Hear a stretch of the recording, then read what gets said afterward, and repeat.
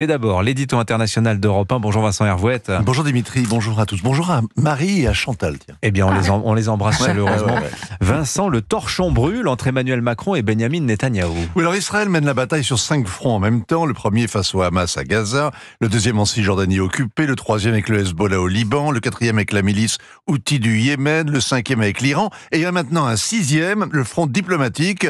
Emmanuel Macron s'y tient résolument en pointe. Et depuis 3 semaines, c'est l'escalade. Dans cette bataille, il n'y a pas de sang versé, il y a juste des égratignures d'amour-propre. Mais ce n'est pas dérisoire, car c'est l'isolement d'Israël qui est en jeu, et celui d'Emmanuel Macron, qui veut exister, redevenir populaire, notamment à gauche. Alors, le duel a commencé le mois dernier à l'ONU. Le président a accusé Benyamin Netanyahou de commettre une faute grave en refusant l'accord de cessez-le-feu que les diplomates américains et français avaient péniblement négocié avec le Hezbollah. Pendant qu'il lui faisait ainsi la morale, le Premier ministre israélien lançait l'opération qui, à coups de beepers, de talkie-walkie et de missiles bien ajustés, a décapité l'organisation terroriste avec laquelle la France était si fière de palabrer. On ne va pas singer au diard, mais en diplomatie comme ailleurs, il y a les donneurs de leçons sur le banc de touche et puis il y a ceux qui font l'histoire au cœur du drame. Alors ensuite, il y a eu l'affaire des casques bleus. Alors depuis 1978, la Force des Nations Unies au Liban comprend un bataillon français. Depuis un demi-siècle, des générations d'officiers et de soldats français se relaient à Nakoura.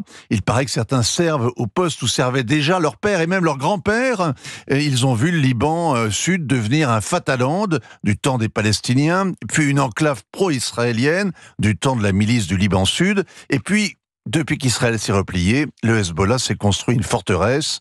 La résolution 1701 donne mandat à la FINUL d'épauler l'armée libanaise pour qu'elle reprenne le contrôle de ce territoire. L'armée n'est jamais arrivée, le Hezbollah s'est renforcé, il s'est enterré.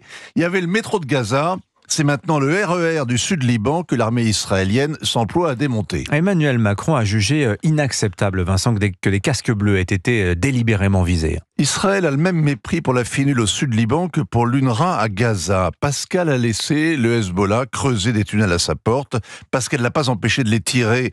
Près de 9000 obus, missiles en tout genre et drones sur la Galilée depuis 1 an.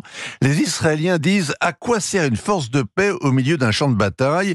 Les combats suffisent à prouver qu'elle a échoué. » Le char qui défonce le portail d'une base onusienne, les 5 casques bleus blessés, l'ordre donné par Benyamin Netanyahou de déguerpir, ont provoqué l'indignation générale. Comme il y a des contingents de 49 pays qui sont regroupés au sein de la FINUL, eh bien, il y a eu 49 pays qui ont protesté. Emmanuel Macron a crié plus fort que les autres, en envisageant notamment un embargo sur les armes à Israël. Alors, Benyamin Netanyahou lui a donc téléphoné ce dimanche. Et ils se sont parlé franchement. En langage diplomatique, ça veut dire qu'ils étaient prêts de se raccrocher au nez. Visiblement, ça n'a pas suffi au président français qui est décidé à en découdre.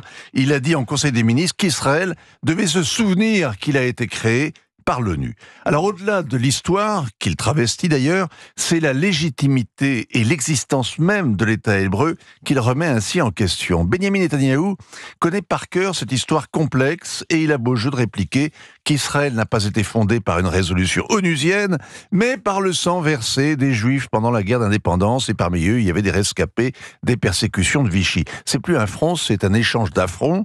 Le sous-entendu évoque l'antisémitisme français. Et la leçon d'histoire de l'Élysée si sommaire est un peu plus retorse. Elle réjouit tous les antisionistes qui militent pour une Palestine de la rivière à la mer, en imaginant que ce qu'a fait une résolution, eh bien une autre peut le défaire.